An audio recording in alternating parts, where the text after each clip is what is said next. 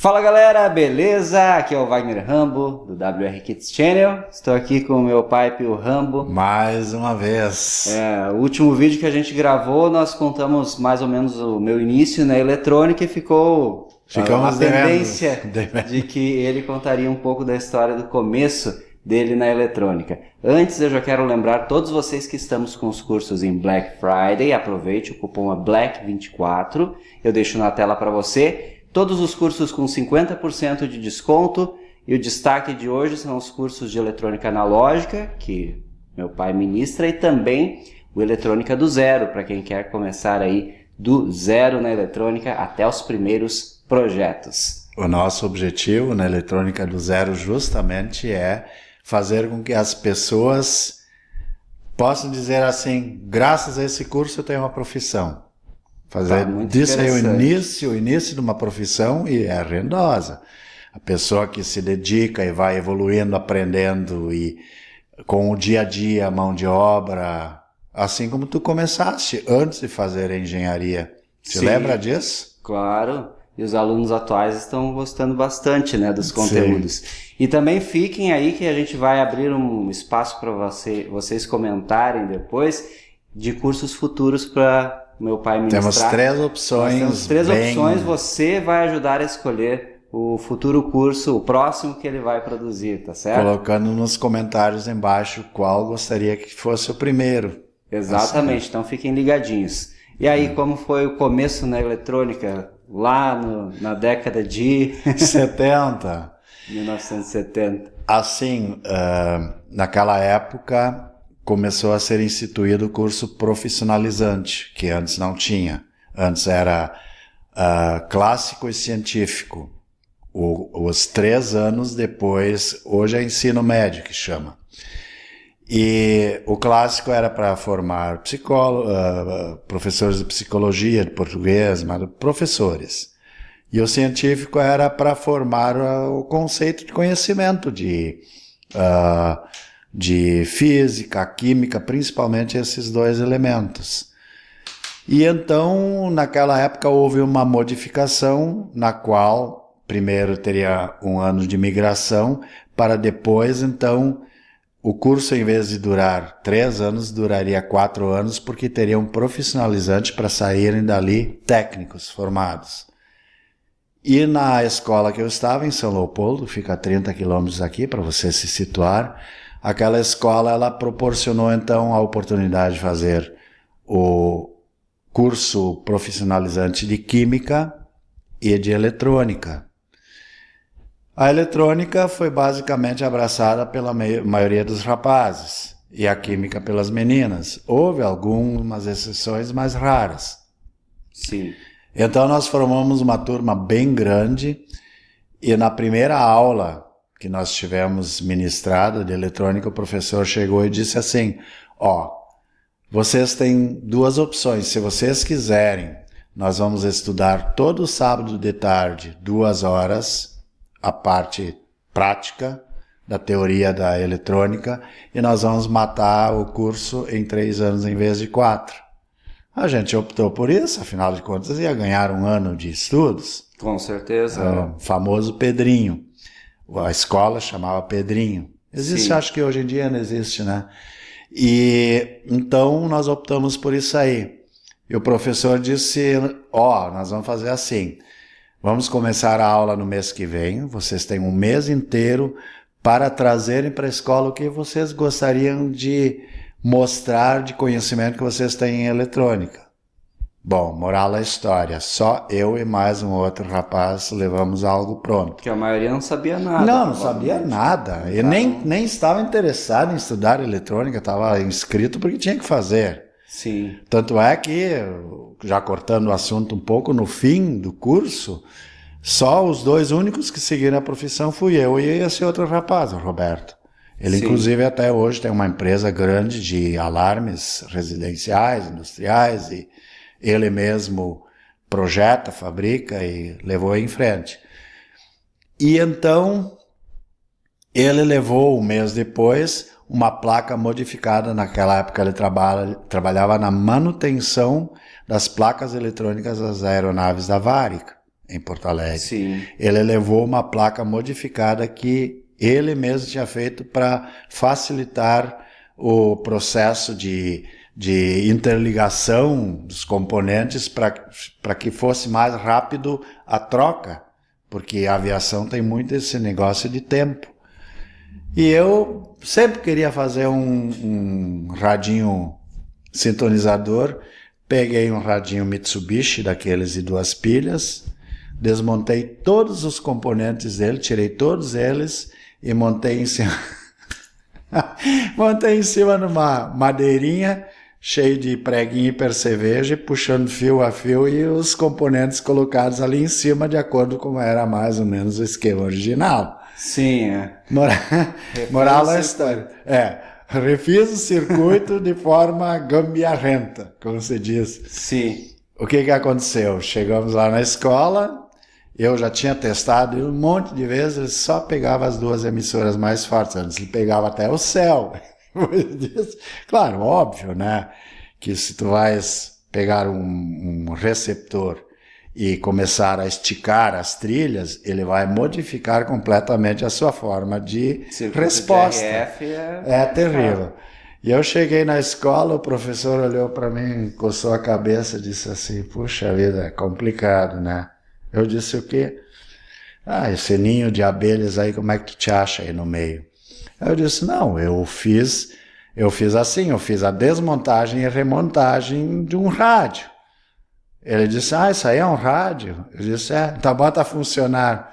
Eu peguei, liguei o rádio, daqui a pouco começou a fumegar a saída, porque eu tinha feito um curto-circuito, era tudo gambiarrento. Sim. E na hora de carregar para a escola, eu fiz um curto-circuito.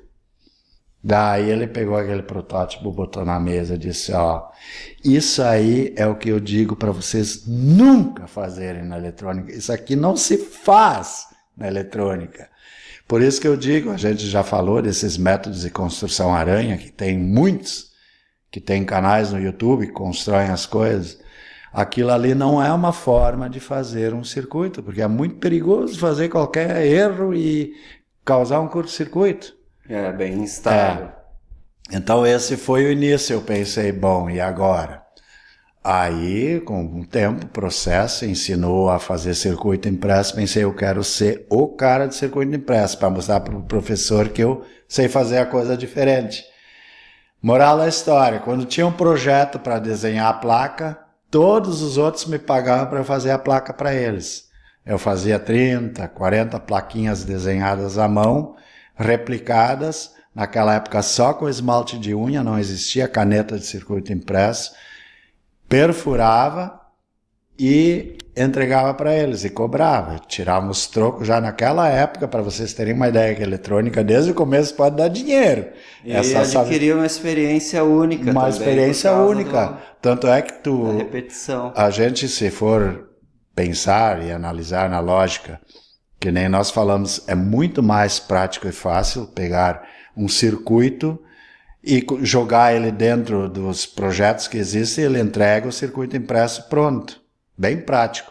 Agora, não existe coisa melhor do que a experiência de tu chegares e de dentro daquele circuito desenhado fazer uma concepção de placa onde tu vais interligar os componentes de outra forma, como é o desenho, e a partir dali ter um troço funcionando. E aí essa foi uma das histórias, tem muitas outras histórias também compartilhadas no curso de eletrônica analógica, que lembrando que está em promoção, e lá tem vários projetos muito interessantes, né?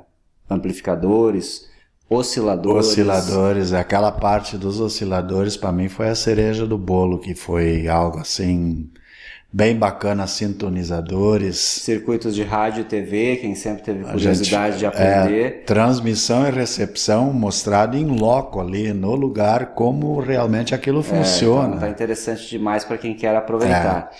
E já que estamos falando em cursos, vamos dar aí as 3 opções.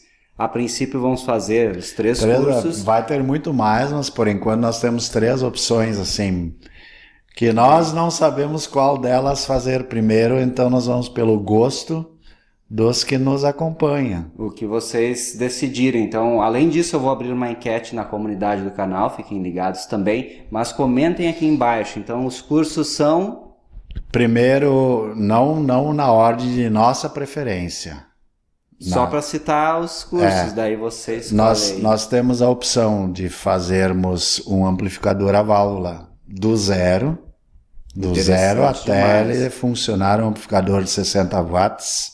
Todas as técnicas de construção, né? Os cuidados que tem que ter, o processo de montagem, que é a praticidade que é fazer em ilhós. Nós vamos fazer em ilhós, no caso se esse for escolhido, porque é um processo que dá o mínimo de interação entre as ligações para não ter, porque a válvula ela muito facilmente dá realimentação dentro do circuito, faz um loop fácil. E a Helios provou, tanto é que tem aparelhos Marshall, hoje em dia ainda sendo produzidos com Helios. Né? Sim. Em vez de ser em circuito impresso, que o circuito impresso, uma trilha, uma do lado da outra, tu tens um capacitor. E sendo a válvula, como ela trabalha com muito alta frequência, ela alcança muito altas frequências, uma trilhazinha de 2 centímetros uma do lado da outra tem um capacitor de 2 picofarads suficiente para bagunçar todo o circuito.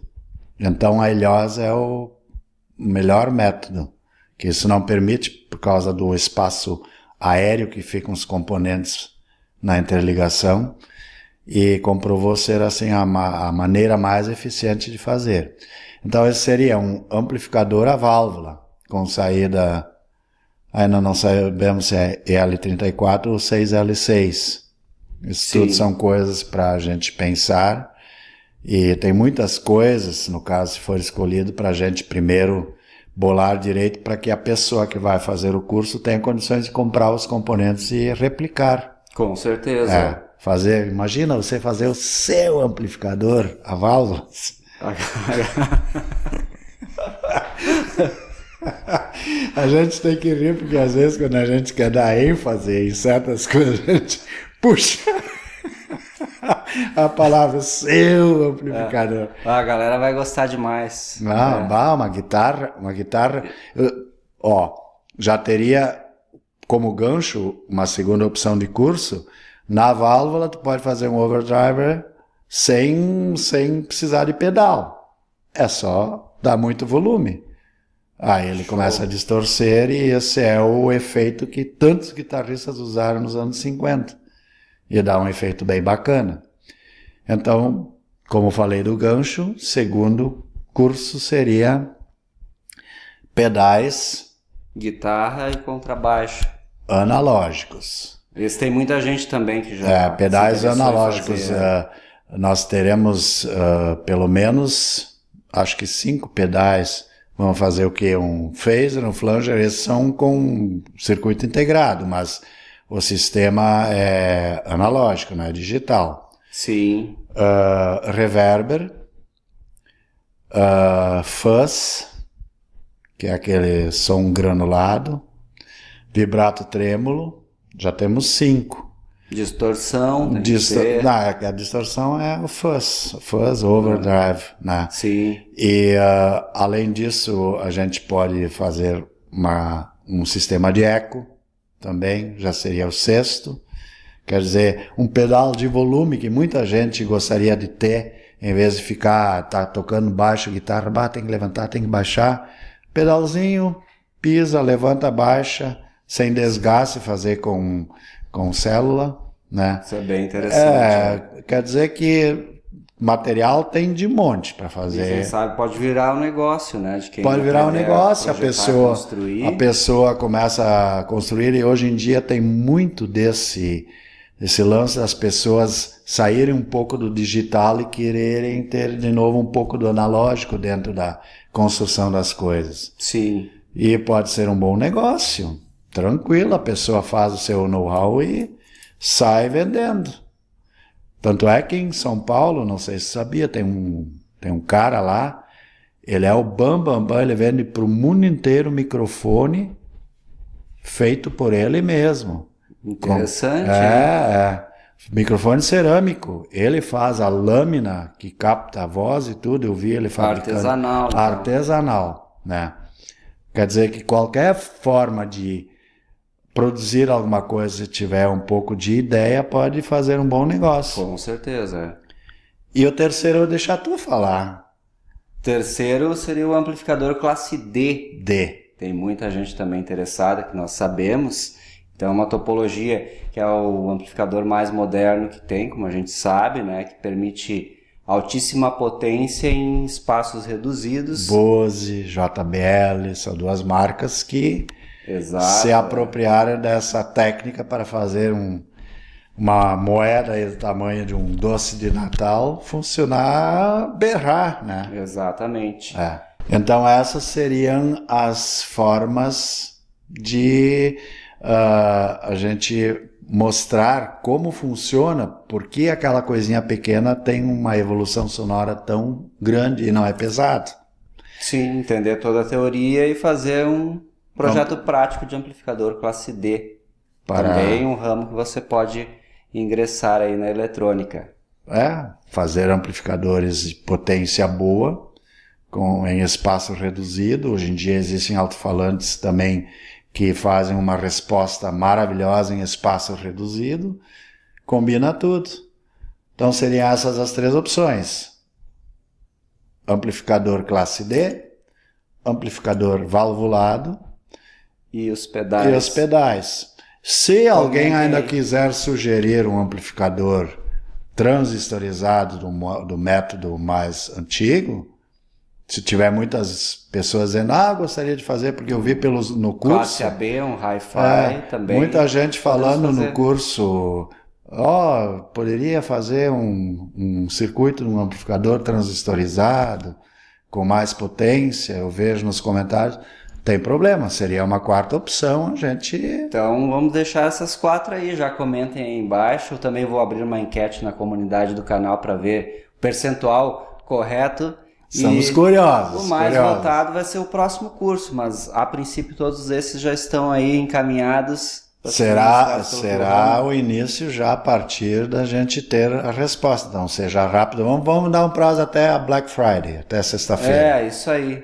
As pessoas escolhem, né? Batemos o martelo. Qual será o próximo curso do Pio Rambo aqui com a WR Kids? Ministrado daquela maneira familiar, assim, tete a tete, como se diz. Diferenciada. Diferenciada, sem muita teoria, como eu gosto de trabalhar, eu gosto da prática. E muita gente gosta justamente disso, que a teoria, eu sempre digo assim, a pessoa tendo a prática, a teoria tu buscas depois, o porquê daquilo ser assim. Mas tu primeiro tens que saber fazer aquilo ser assim, para depois saber o porquê. Essa a prática é diferente. A prática é completamente diferente, tanto é que os médicos fazem residência justamente porque a prática é bem diferente do que aprendem na escola. É outro mundo. Então é isso, eu peço como sempre aquele like, aquela inscrição no canal e nos vemos nos próximos vídeos por aqui. Diretamente aqui do novo laboratório de eletrônica, né? É isso aí, muito conteúdo produzido para vocês. Um abração. Abraço, tudo de bom, até o próximo.